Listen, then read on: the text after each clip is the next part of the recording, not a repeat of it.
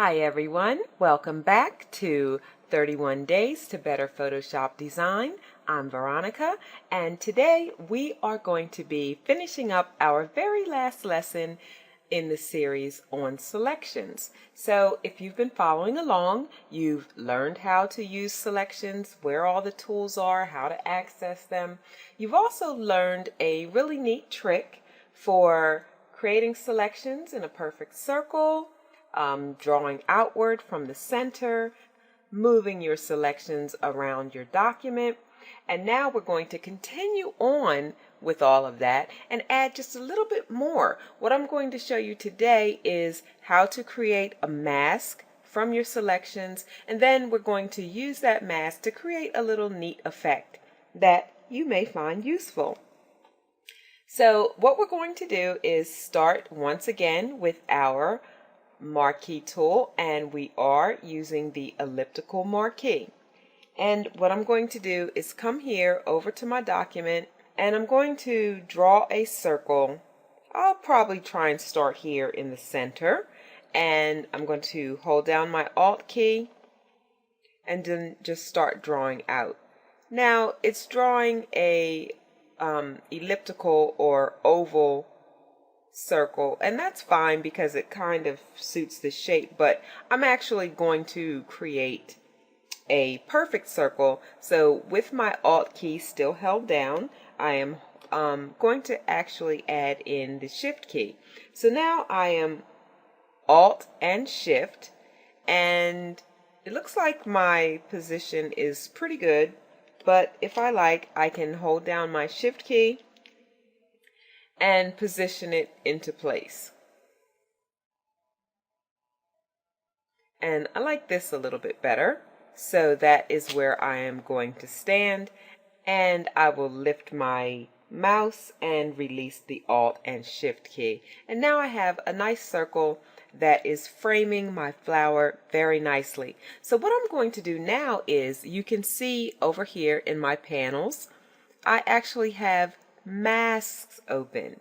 And what I've done, if you don't have your mask available, all you'll need to do is go here to Window and then make sure Masks is checked. Okay, so with that checked, all I need to do is, you can see here that everything is grayed out, and that's because you don't actually have an active mask to work with. So all I need to do is come here and click on Quick Mask Selection. My other option would be to draw one from the pen tool. So I just click that. And now you can see that I have completely masked in a perfect circle my image. And if I come here to my layers panel, you can see that I do have a mask layer. I'm going to duplicate this real quick.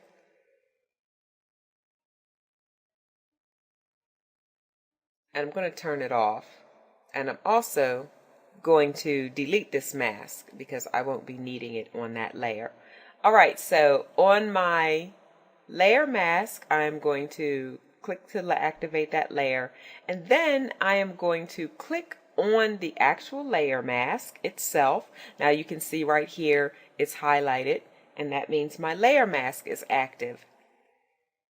So what I'm going to do now is hold down my Control key, and I am going to click right on the layer mask, and you can see what has happened is I now have a selection on my actual layer. Now what I'm going to do is create a new layer above my layer mask, and I am going to right click and choose Stroke. And I have this set to 55 pixels. And I can choose a color that I like, and I'm going to go with, using my eyedropper tool, I'll just go here and select a color that I think seems nice, and I'll go with that color and click OK. And I had it set to outside. I hope you noticed that. Alright, so I've created, I'm going to Control D so that you can see what I've done here. Okay. I'm going to zoom up to 25 so that you can see that's actually smooth and not jagged. All right, so that looks good. What I've done is created a little border or frame, if you like, around my image. And now I'm going to turn on my background layer. And I'm going to hold down my control key and create a new layer. And that's going to create it beneath my background layer. And here what I'm going to do is come in and flood fill that with the color I had previously selected. And now I am going to go back to the bottom lotus layer and I'm going to go to filter, blur, Gaussian blur, and I'm going to blur it all the way out. I'm sorry this thing keeps popping up. And I'm going to blur it all the way out to 250 pixels. And you can play with the opacity there. Bring it up or down. You could play with your blend modes.